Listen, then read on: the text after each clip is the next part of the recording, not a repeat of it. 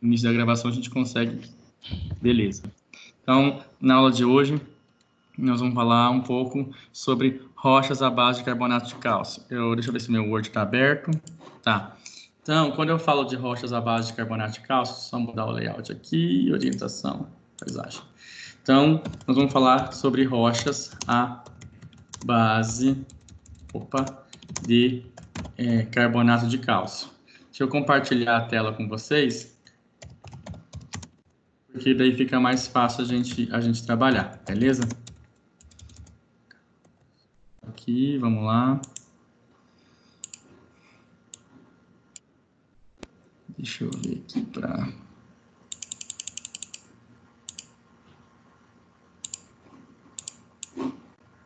Alguém entrou aí? Deixa eu só admitir essa pessoa e a gente já... Aqui. Beleza.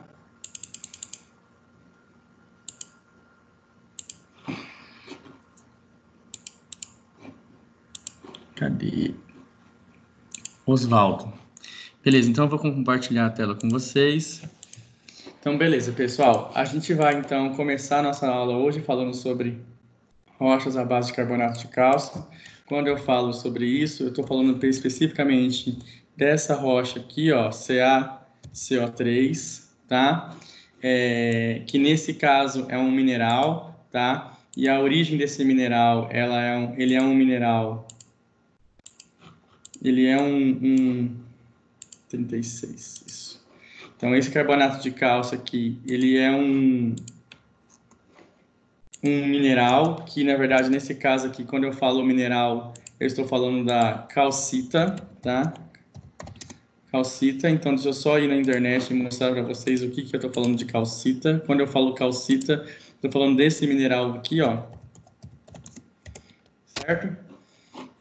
O melhor exemplo aqui para calcita, deixa eu ver aqui se eu consigo pegar imagens. O melhor exemplo de calcita aqui, ó, são essas aqui, ó. Não sei se vocês já ouviram falar aqui, ó, calcita. O melhor exemplo aqui, ó. Tudo calcita, tá? Calcita. Deixa eu ver uma outra que é bem parecida com a calcita aqui, ó. Calcita, outra calcita, tá? Deixa eu só ver aqui. Que são rochas à base de carbonato de cálcio, tá bom? Se eu colocar aqui, ó, pedra branca para jardins, que é um nome comum que vocês vão ver, é tudo calcita, tá vendo aqui, ó?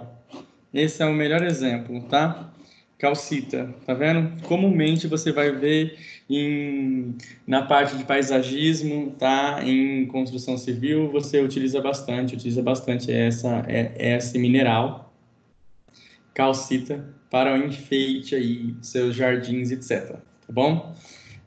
Bem utilizado na parte de urbanização e paisagismo, tá bom? Essa pedra branca de jardim, ou o que a gente chama pedra branca de jardim, eu vou colocar entre vírgulas aqui, ó, calcita. Tá? É o mesmo termo, tá bom? Então aqui, ó, tudo calcita, tá vendo? Outra, tá? Todas essas aqui, tá? Todas essas aqui são exemplos, tá?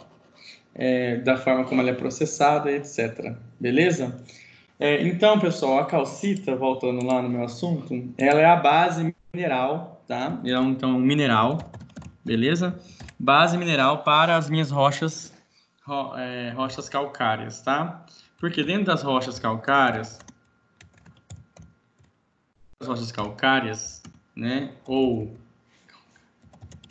dentro das rochas calcárias, ou que a gente chama de calcárias, nós temos 3 grandes grupos. Eu não sei se vocês já ouviram falar, né, nos calcários, nas rochas calcárias. A gente tem 3 grandes grupos. Desses 3 grandes grupos, a gente vamos citar eles, vamos falar sobre esses 3 grandes grupos, tá? Os 3 principais grandes grupos são esses aqui, ó. Deixa eu até colocar parênteses. O primeiro é o que a gente chama de calcário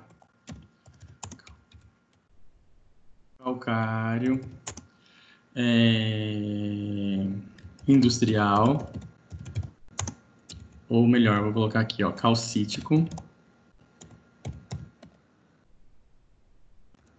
calcítico.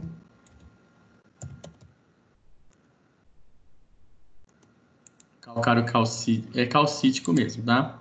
Calcário calcítico ou barra industrial. Depois nós temos o calcário magnesiano ou agrícola, tá? Aqui vamos colocar magnesiano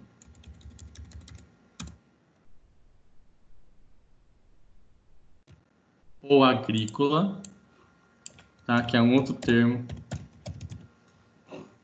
E tem o último calcário que a gente vai falar de rocha, o último que a gente vai falar para vocês, que é o calcário. Que é o calcário que a gente chama de dolomítico.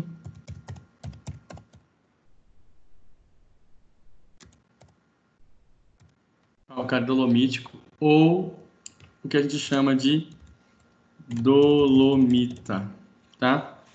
Então, o calcário calcítico, são 3 grandes grupos de calcários que a gente vai ter.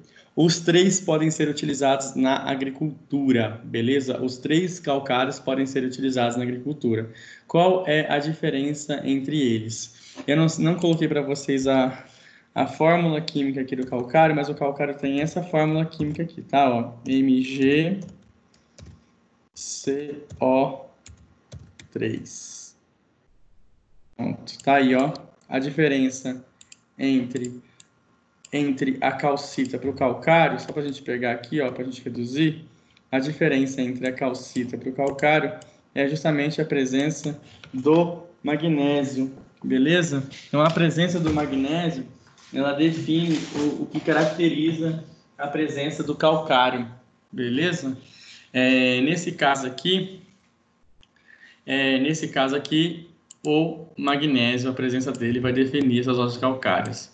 E a diferença entre elas se está no seguinte aspecto, tá? Deixa eu aumentar isso aqui e colocar aqui, ó.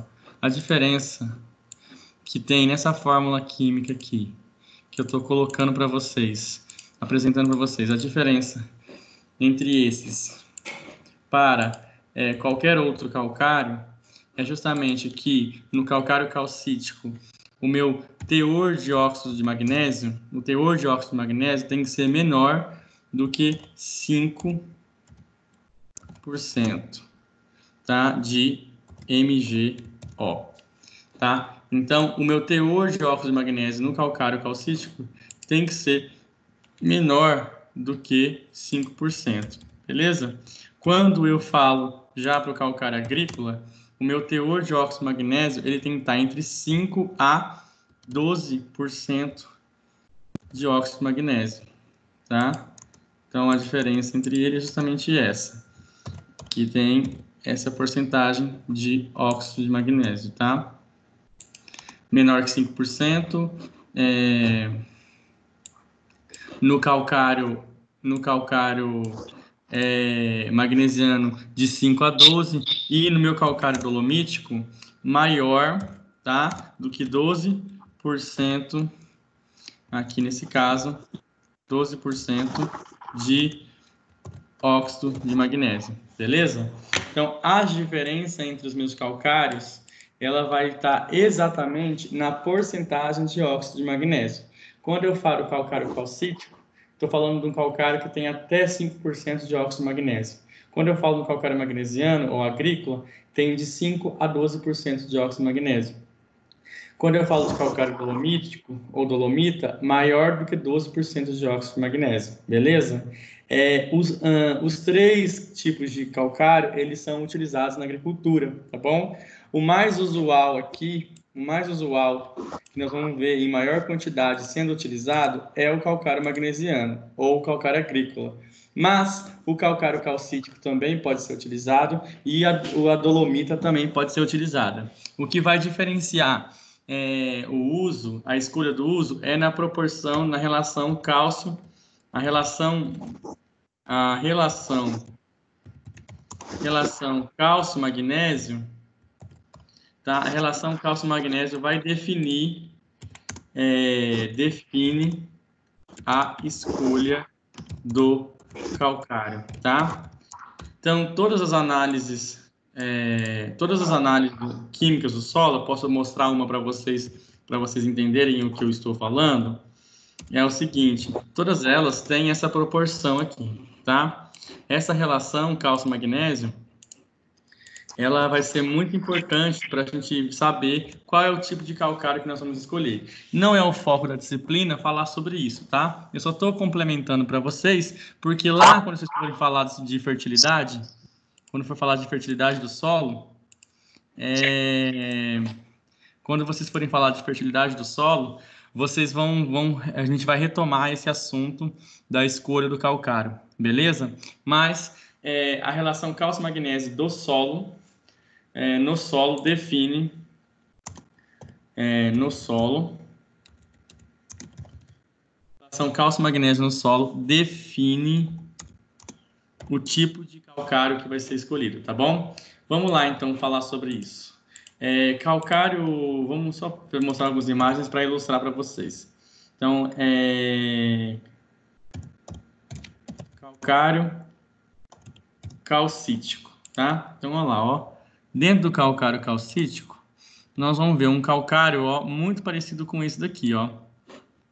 A rocha, né? A rocha moída, muito parecida aqui, ó, no calcário calcítico, tá bom? Esse calcário calcítico pode ser utilizado na ração animal, na ração de aves, né, de postura, muito utilizado para a fabricação de cimento, tá? Então, eu não sei se vocês sabem, mas o cimento ele tem várias composições. Um deles é o que a gente chama de clinker. O clinker é a base do cimento. O clinker nada mais é do que calcário calcítico misturado com argila, aí se torna o clinker. Aí o clinker com gesso se torna cimento, tá? Dentro da mistura, basicamente. Que a base do cimento é clinker mais gesso, e aí algumas outras coisas que vão sendo adicionadas dependendo do tipo do tipo de cimento, tá? Mas basicamente, quando eu falo de cimento, é muito utilizado o calcário calcítico, mas também é utilizado na ração animal, também é utilizado na agricultura para a correção da acidez do solo, beleza? Então, o calcário calcítico é bem isso daí mesmo. Quando a gente vai lá, para dar um exemplo para vocês do calcário magnesiano, vou colocar aqui, ó, calcário magnesiano, pronto. Tá aqui, ó, no calcário magnesiano, vamos pegar algumas imagens. A gente já vê uma diferença aqui, ó, aqui, ó, esse aqui é um exemplo de um calcário magnesiano, ó. Calcário magnesiano, você já vê uma rocha um pouquinho mais branca, tá, tendendo ao branco, e diferente um pouco do calcário calcítico, que ele tem uma coloração mais acinzentada. Deixa eu pegar aqui um calcário magnesiano típico. O melhor exemplo do calcário magnesiano é esse mesmo, tá? Deixa eu pegar umas imagens. Não, é esse mesmo, é a melhor imagem aqui, ó, calcário magnesiano, tá vendo, ó? Esse é o melhor exemplo do calcário magnesiano mesmo. Aqui um outro exemplo, tá? Calcário magnesiano, vocês percebem, começa a perceber, ó, que ele tem uma coloração um pouco mais amarronzada, tendendo mais para o marrom claro, etc. É o calcário magnesiano, beleza?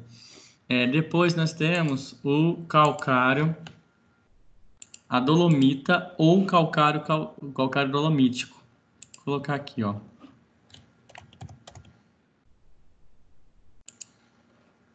Aí, ó, calcário dolomítico, vou pegar algumas imagens só para a gente ver. Então, o calcário dolomítico, olha lá, ó, ele tem uma coloração um pouco mais escura, tá? Deixa eu pegar um exemplo típico do calcário dolomítico. Aqui, ó. Na imagem, você percebe uma coloração mais escura, ó, um pouco mais escura, né? E deixa eu só pegar a rocha aqui, calcário dolomítico, dolomita. Se aparece alguma aqui, ó, por exemplo, ó, aqui é o exemplo de uma rocha, um calcário dolomítico. Consegue perceber que a imagem, ó, quando comparado com calcário magnesiano, ó, é uma coloração um pouquinho mais escura por conta do aumento no teor de magnésio, tá? Diferente aqui, ó, do meu calcário calcítico, ó, se você pegar uma rocha aqui, deixa eu pegar isso aqui, ó, o melhor exemplo, ó. Calcário calcítico na forma de rocha, depois calcário magnesiano e depois dolomita, tá bom? Ou calcário dolomítico, tá bom? A diferença, então, como eu já falei para vocês, é basicamente essa, tá? Entre os calcários. Então, se eu tenho um calcário calcítico, o meu teor de óxido magnésio é menor do que 5%. Se eu tiver calcário magnesiano, meu teor de óxido magnésio está entre 5 a 12. E se eu tiver calcário dolomítico, maior do que 12%. Essa é a diferença entre eles. Lembra que eu falei para vocês que a escolha do calcário tem a ver com a relação cálcio-magnésio? Então, deixa eu pegar aqui uma análise química do solo. Vou pegar uma análise química do solo só para mostrar para vocês como que é feita a interpretação, tá? Não é foco da nossa disciplina, mas eu vou dar essa abordagem para vocês não se perderem, beleza? Deixa eu pegar uma análise aqui que a gente já trabalha como exemplo. Eu tenho uma do café que eu utilizo bastante ela. Cadê?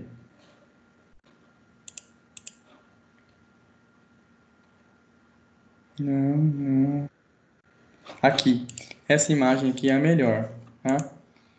Deixa eu abrir uma nova guia. Então, aqui é um exemplo de uma análise química do solo, tá, pessoal? Eu não vou entrar em detalhes da análise, porque nesse momento não é foco nosso, da nossa disciplina. Deixa falar sobre a análise química do solo a partir da disciplina de fertilidade, tá bom? Mas aqui é uma análise química do solo, e aqui, ó, tá vendo, ó, relação entre as bases, tá vendo aqui, ó, relação entre as bases? Relação cálcio-magnésio, certo? Relação cálcio-magnésio, relação cálcio-potássio, relação magnésio-potássio, tá? Então, aqui está falando que a relação cálcio-magnésio é de 4. Ou seja, eu tenho 4 cálcios para 1 magnésio, tá? Então, nesse exemplo aqui. O que significa que é o seguinte, na relação cálcio-magnésio, a relação ideal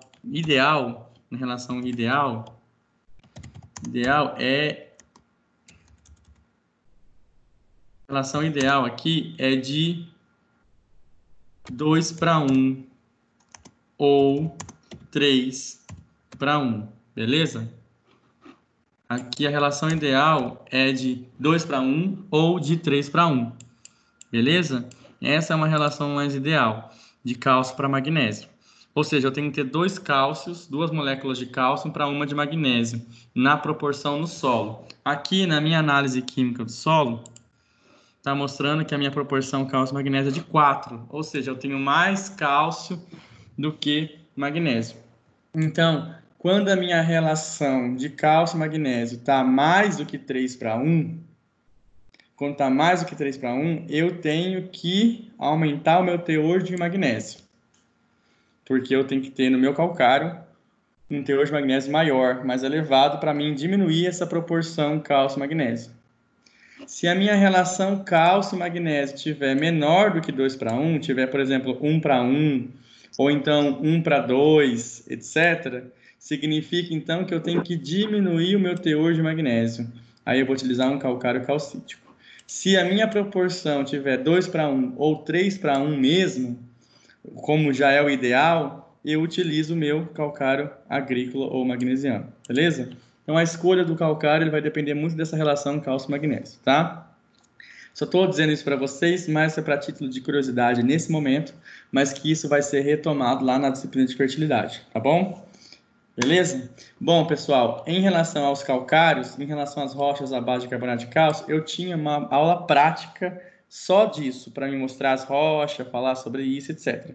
Mas como a gente não vai ter essa oportunidade, é importante eu registrar isso para vocês em aula, tá bom?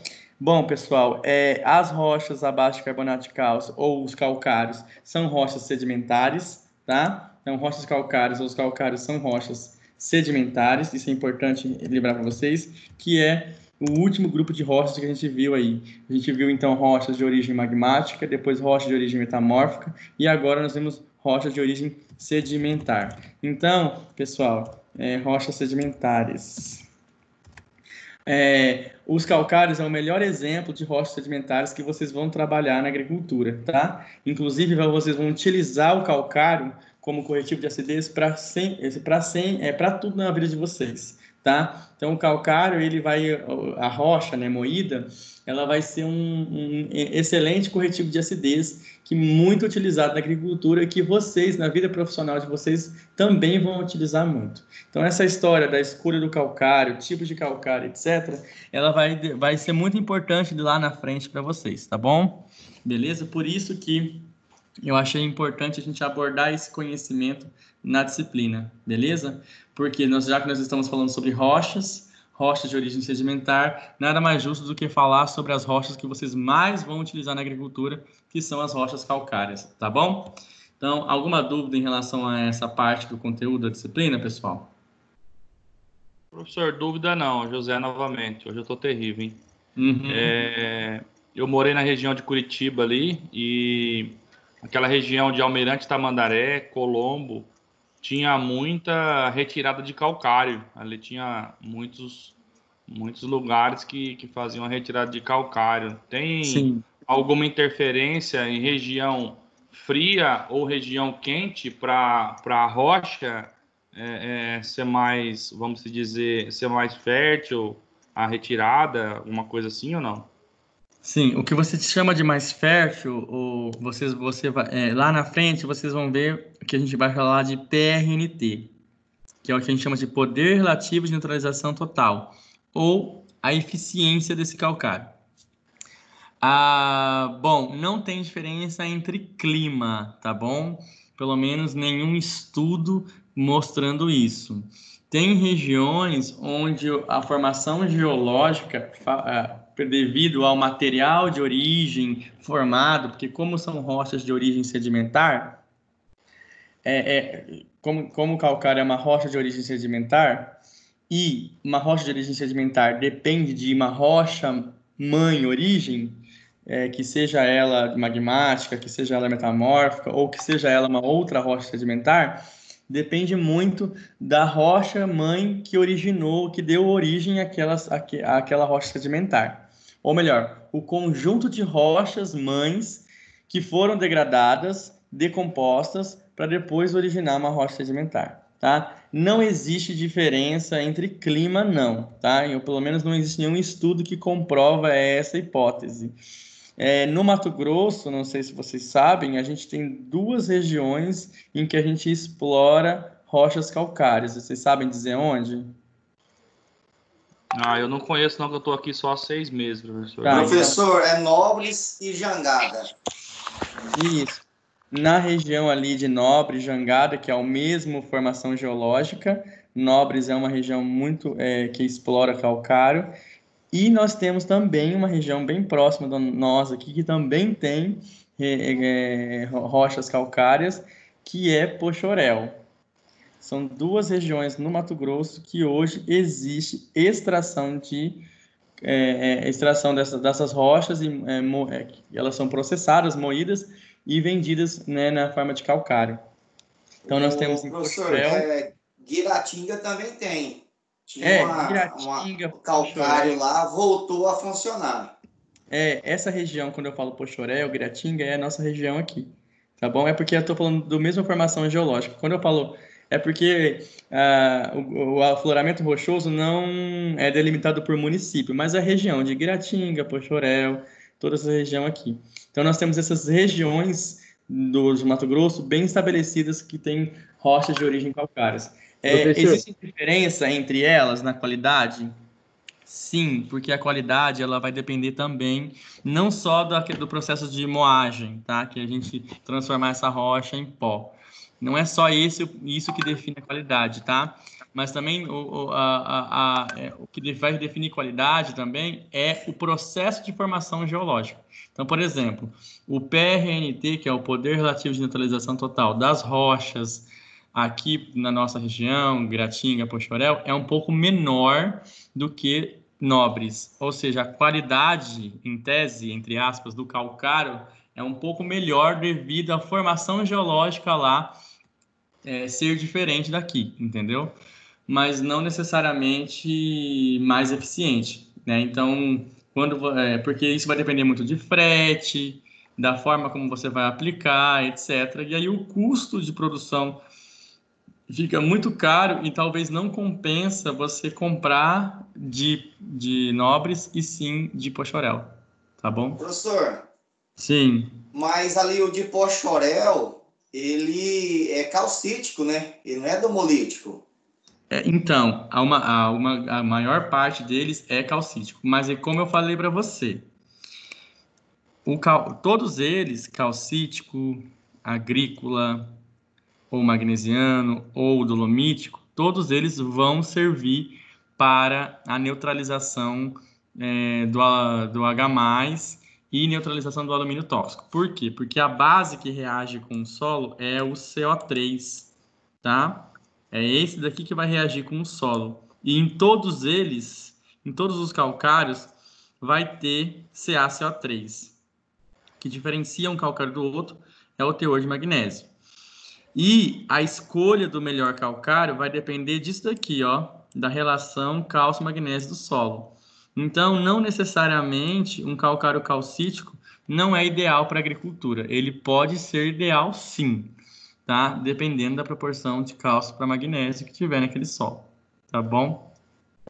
Ok. É porque, Beleza? assim, antigamente, ou até hoje, que nem o José falou aí, que é da região de Curitiba, eu sou paranaense também, estou em Rondonópolis, a Calpar, lá em Ponta Grossa, na realidade não é bem em Ponta Grossa, tem outra cidadezinha ali perto, era a empresa que mais vendia calcário no território brasileiro. Sim, ela vendia bastante mesmo, inclusive para São Paulo, porque é uma região que é bem típico, né? É porque ali também é divisa, né? Sai ali Votorantim, sai de Uhum. por dentro, ali na divisa do Paraná com o estado de São Paulo. O Sim, calcário de lá é melhor do que o que a gente tem aqui hoje no Mato Grosso? não é, mais uma vez, a questão de ser melhor não tem a ver só com a empresa e com o processamento. Vocês vão ver, isso aí não é assunto da nossa disciplina, tá? Isso aqui é a mais. É o que a gente chama de PRNT. Vocês estão vendo aí na tela? Isso, PRNT. Depois vocês podem pesquisar, mas é poder relativo de neutralização total. Isso daí, pessoal, todo calcário vai ter o PRNT. Ele é dado em porcentagem, de 0 a 100%, tá? Varia esse PRNT. Quanto menor for a porcentagem, menos eficiente vai ser o meu calcário, tá? Menos eficiente vai ser o meu calcário. Então, a gente tem ali, por exemplo, na região de Pochorel, voltando, né? Um PRNT ali em torno de 85, 80%, e em Nobres, que é uma outra região, o PRNT aí em torno de 85, 87%. Já nessas regiões aí do Paraná, etc., algumas regiões, até em Minas Gerais, a gente já tem um PRNT de 92%, etc.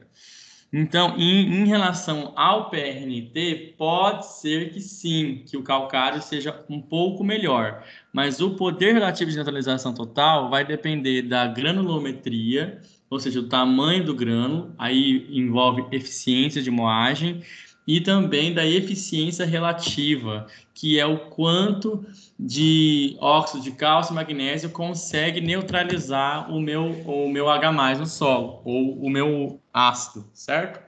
E essa história da neutralização tem mais a ver com a formação geológica, ou seja, não é a interferência do homem, e sim da natureza, tá bom? Mas aí você não pode basear a escolha do calcário só pelo PRNT. Por quê?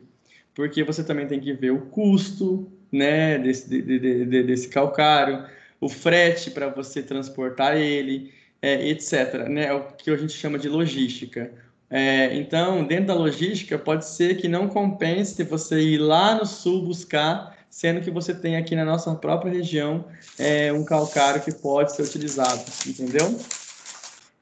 Tá, não, beleza, entendi. Outra dúvida, professor. Isso Uhum. é legal, tirar a dúvida. Vamos dizer assim que eu fosse aplicar hoje 1.000 quilos de um calcário lá da Calpar, de Ponta Grossa. Certo. Devido ele ter 95% do PRNT. É viável acrescentar, assim, que nem o pessoal aqui usa muito, jogar a mais para poder tentar ter a porcentagem maior desse PRNT, em vez de se eu jogar mil de um calcário lá da Calpar, de Ponta Grossa, e eu vou pegar um ou de Guiratinga, ou de Nobres, de Jangada, ou de Pochorel, jogar 2.000 quilos por hectare. Então, olha só, essa pergunta eu vou responder da seguinte forma. Espera aí que eu vou ter que abrir uma aula minha sobre calagem, porque daí, a partir da calagem, eu mostro para você. Bom, olha só, deixa eu só mostrar para você aqui. Aqui é uma aula de calagem, tá? Que a gente conversa com os nossos alunos de uma outra disciplina. Aqui, ó, como vocês podem ver, o método da calagem, são vários, tá? Mas eu vou te mostrar apenas um, só para a gente ter uma base. Então, olha aqui, ó, esse método aqui é o método da saturação por bases, que é um método de correção correção da acidez do solo. Aqui é a fórmula química onde é a fórmula que você utiliza para você fazer o cálculo da aplicação de calcário em toneladas por hectare, tá? Aí, por exemplo, ó, V2 é a saturação por base desejada, V1 é a saturação por base atual, o tesão é a capacidade de troca de catiônica do solo, que tem a ver com a CTC potencial, e o PRNT, que é relacionado ao calcário a ser aplicado, certo? Então, quanto menor for esse PRNT, ou seja, menos que 100%, mais calcário eu tenho que jogar, porque eu considero que se eu tenho 100% de eficiência, eu vou utilizar o que está me recomendando. Mas se eu tenho 90% de eficiência, significa que eu tenho 10% de perda. E aí, essas 10% de perda, eu vou compensar adicionando mais calcário. Então, se eu for comparar calcários diferentes para uma determinada mesma área, com a mesma cultura, etc., se eu utilizar um calcário com PRNT menor, eu vou ter que jogar mais calcário em relação à quantidade. Certo? Então, isso que muda. O que você está querendo dizer de jogar mais para você ver se você consegue compensar, isso não é o que é recomendado, tá? O que é recomendado é você saber qual que é o valor do PRNT, e aí a partir do valor do PRNT você vai saber se você precisa jogar mais ou menos calcário de acordo com o PRNT disponível, tá? Eu tenho um exemplo aqui, ó, de cálculos, por exemplo, só para a gente ter uma noção, tá? A gente pode até fazer esse cálculo aqui, ó. Exemplo aqui, ó, na cultura da soja, certo? Então, eu sei que para a cultura da soja, eu preciso elevar minha saturação por base a 50%, e eu sei que no meu solo, na minha análise do solo constatada, eu tenho 37% de saturação por base. Ou seja, eu necessito de 50%, só que no meu solo tem 37%.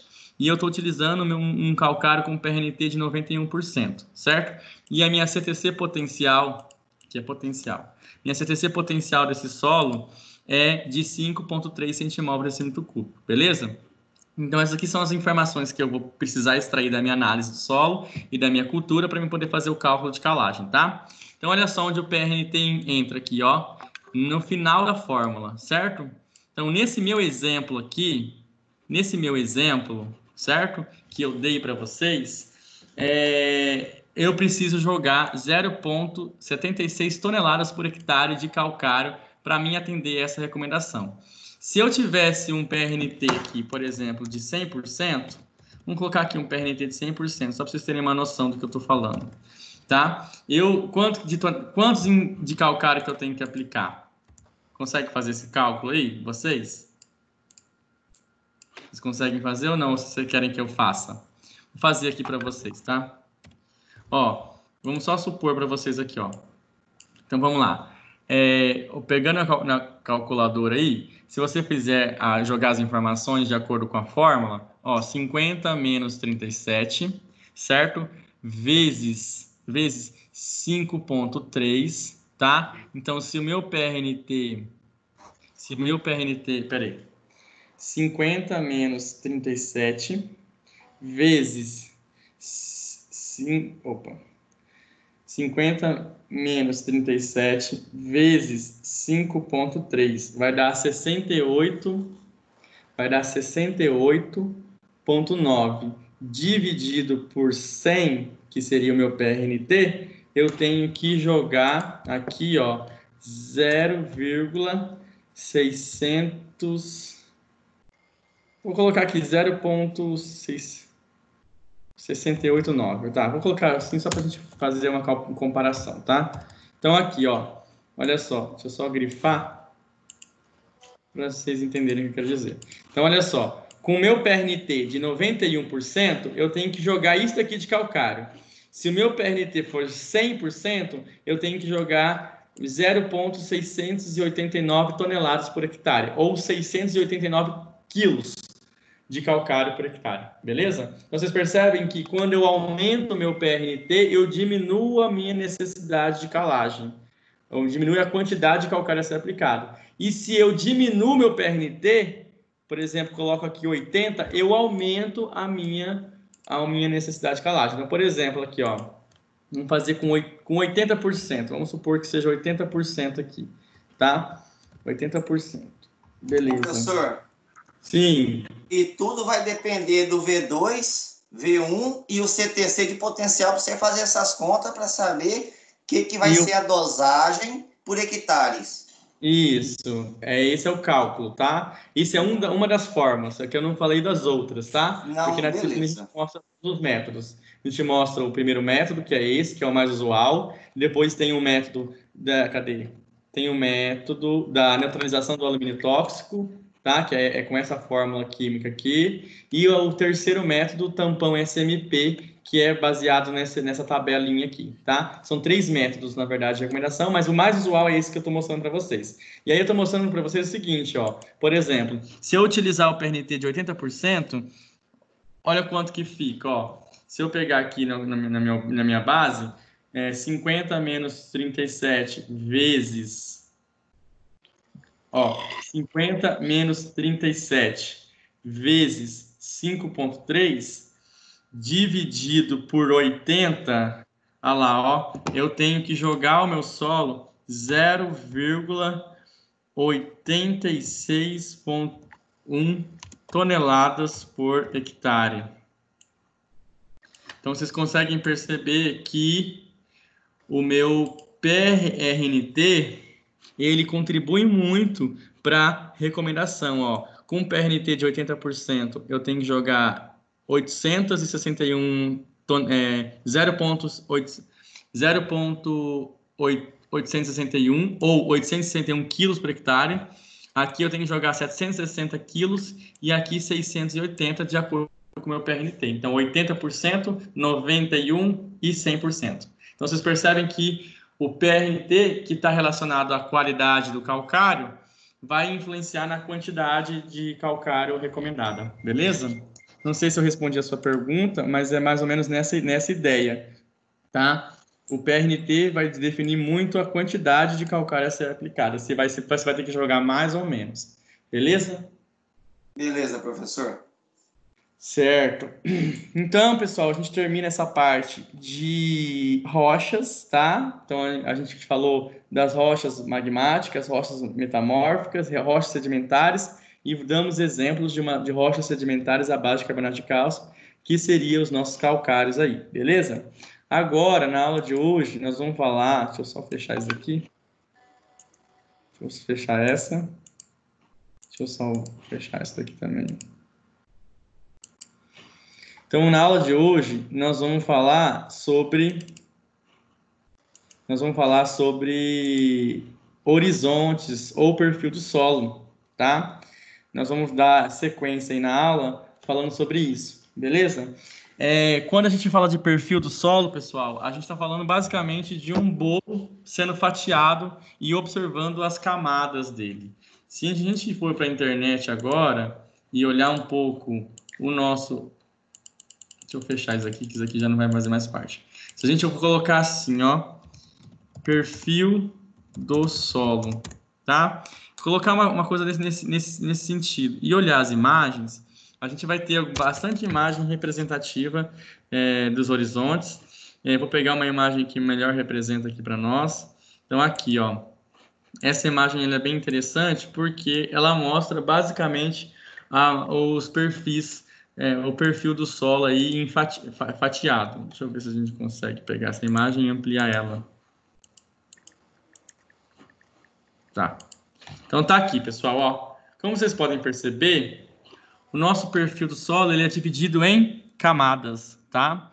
Onde o horizonte O ele vai estar mais representado pelo teor de matéria orgânica no solo, tá? Então tá muito ligado aí a raízes, folhas, galhos, frutas, sementes, que... Oh, peraí, que tem alguém entrando aqui, eu acho, hein? Aí. Então, frutas, folhas, sementes e etc., né, que estão aí no solo, tá? Muito ligado à matéria orgânica morta. Então, o horizonte O é basicamente a matéria orgânica morta. A gente também denomina o horizonte O como liteira, serrapilheira, palhada em cima do solo. Todos esses termos também estão correlacionados ao nosso horizonte O, beleza? Que ele é de origem orgânica exclusivamente, tá? Formação orgânica, porque está relacionado à matéria orgânica morta, sendo decomposta, beleza? Esse horizonte O, ele é importante para nós, principalmente para quem trabalha com agricultura conservacionista, tá? Por que eu digo isso? Porque a matéria orgânica morta, ela vai servir de proteção no solo. Ela vai proteger o solo de erosão. Então, o primeiro processo erosivo que a gente pode descrever é o que a gente chama de... Aqui, ó, quer ver? Salpicamento. Vocês colocarem aqui, ó.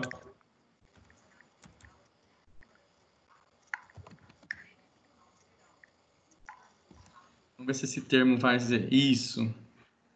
Deixa eu ver aqui imagens. Vamos ver se mostra para vocês. Aqui, ó.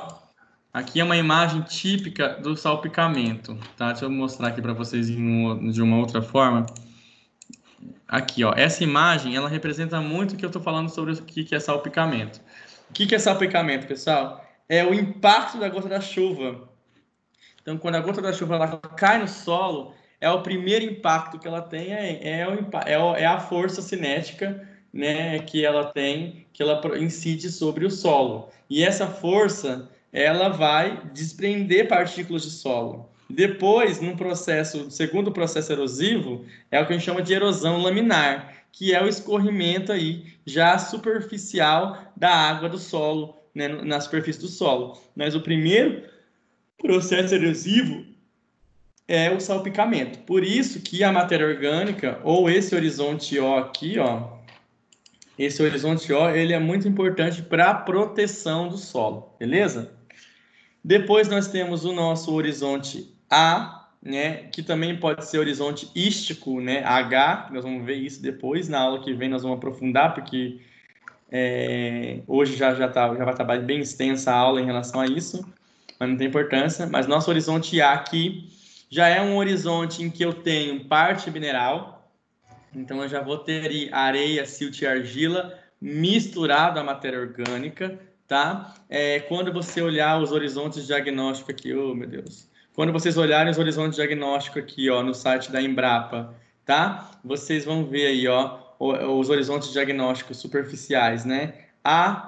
Horizonte ístico, A chernozênico, A úmico, opa, deixa eu só voltar aqui. A chernozênico, úmico, proeminente, antrópico, fraco, moderado. Todos esses tipos de horizontes, que é o que a gente chama de horizontes superficiais, eles vão estar muito ligados ao teor de matéria orgânica ainda.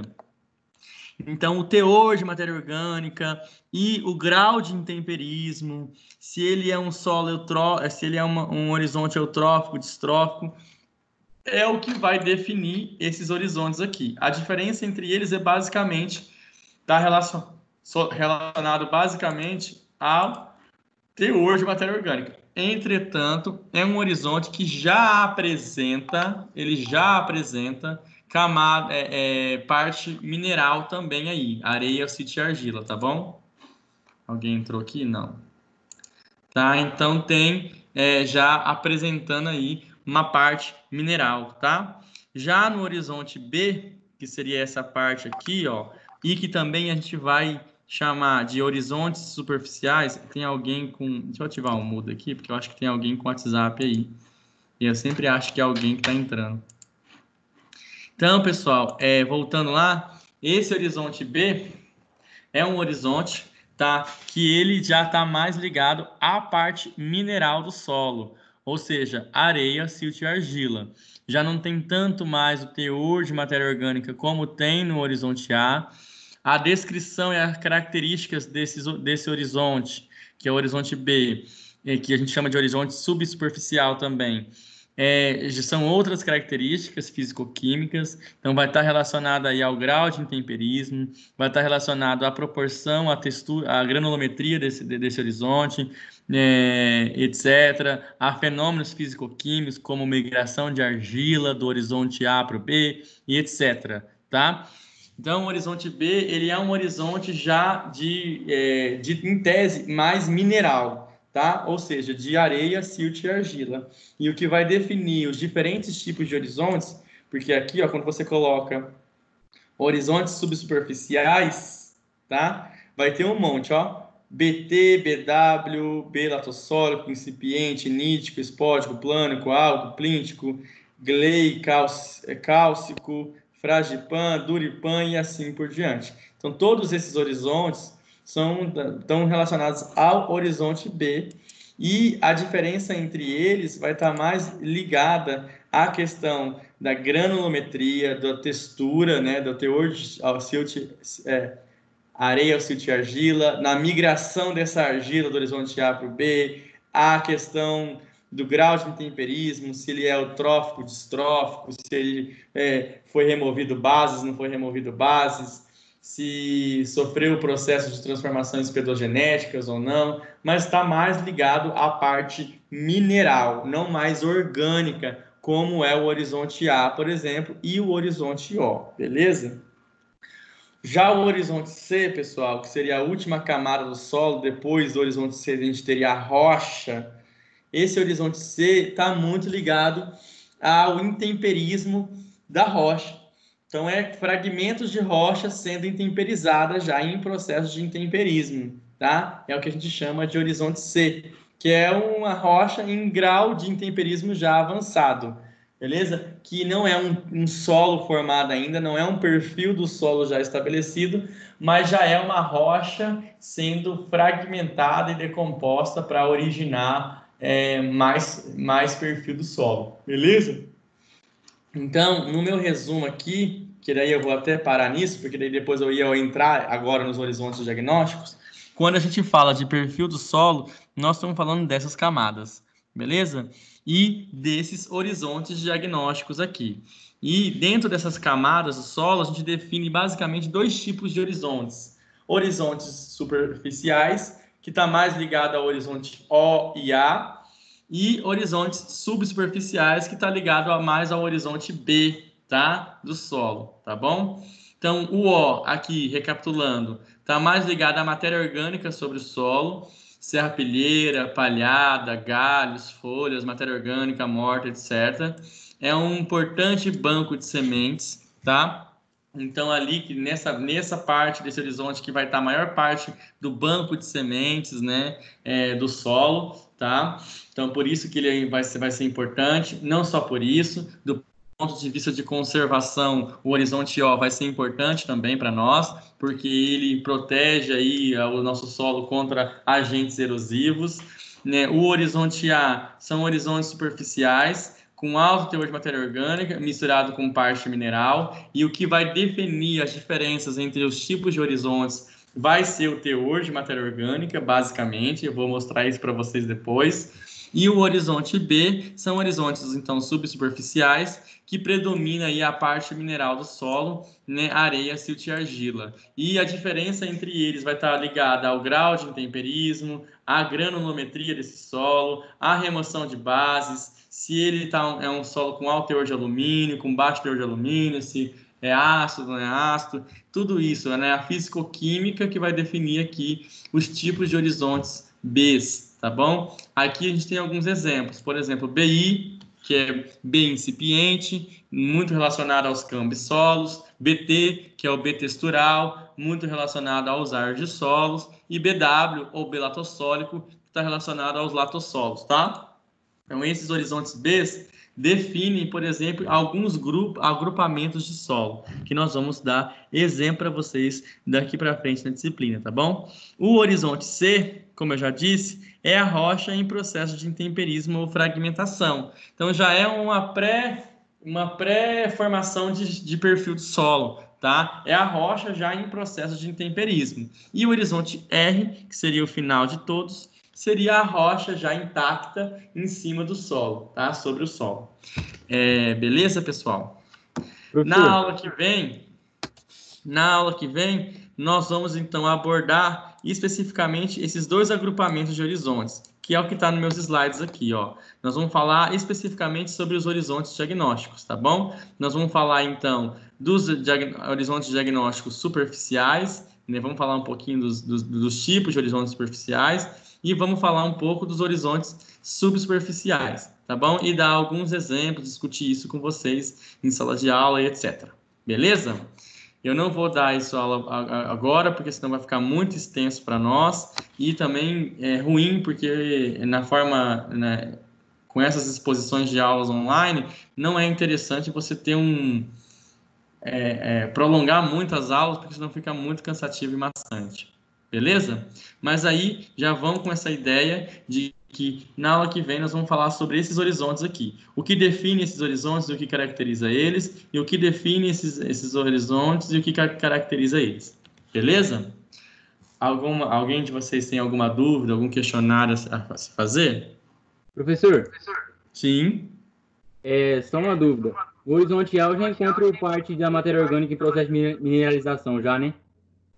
No horizonte A você encontra a matéria orgânica em processo. Repete novamente, que eu não entendi.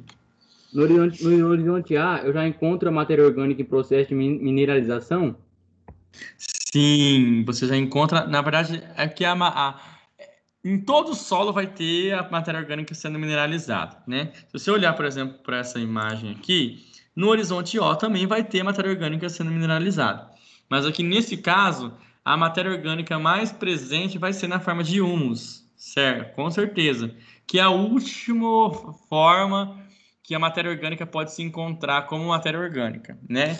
Porque você tem que entender o seguinte, que a matéria orgânica, primeiro, ela é viva, certo? Na forma de um vegetal, na forma de uma planta, na forma de uma árvore, de um animal, de uma minhoca, de um inseto, de qualquer outra coisa de um micro-organismo. Tudo isso é matéria orgânica viva. A partir do momento que essa matéria orgânica morre, ela se torna matéria orgânica morta. Aí ela pode ser uma folha, um galho, uma semente, um besouro morto, um animal morto, que vai se decompondo, certo? Até formar humus, certo? Esse humus, depois de humus, a conversão do humus para parte mineral é o que a gente chama de mineralização, que nada mais é do que de transformar o que era orgânico em mineral, em cálcio, magnésio, potássio e outros nutrientes. Então, nesse horizonte A, com certeza vai ter já matéria orgânica em processo de mineralização. Na verdade, em todo o sistema tem matéria orgânica sendo mineralizada, porque a decomposição da matéria orgânica ela é feita por outros organismos vivos. Né? Então, a matéria orgânica morta ela é decomposta e mineralizada pela própria matéria orgânica viva. Então, a partir do momento em que uma planta, um vegetal morre, ela serve de alimento para micro-organismos decompositores. Sim. Sim. Alguém falou alguma coisa? Pessoal?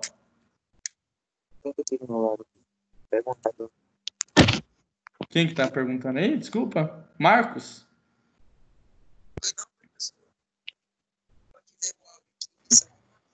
Professor, eu acho que ele tá com o áudio aberto aí e deve ter pegado algum resquício. Ah, tá. Beleza. Vou ativar o mudo, então. Certo? Quem que foi que respondeu a minha pergunta? Que eu nem respondi a pergunta.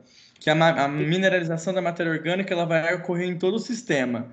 Não necessariamente só no horizonte A, é em todo o sistema, tá? Porque é um processo biológico, cíclico, tá? Inclusive no horizonte B também vai ter um pouco de matéria orgânica sendo mineralizada, porque tem raízes aqui que vão morrer e vão se tornar matéria orgânica morta e, portanto, vão ser decompostas, tá? Então, a mineralização da matéria orgânica ela ocorre em todo o sistema, beleza? Mas sim, na parte do horizonte A, nós temos mais matéria orgânica na forma de humus, que é a última forma que a matéria orgânica pode se encontrar num processo de decomposição.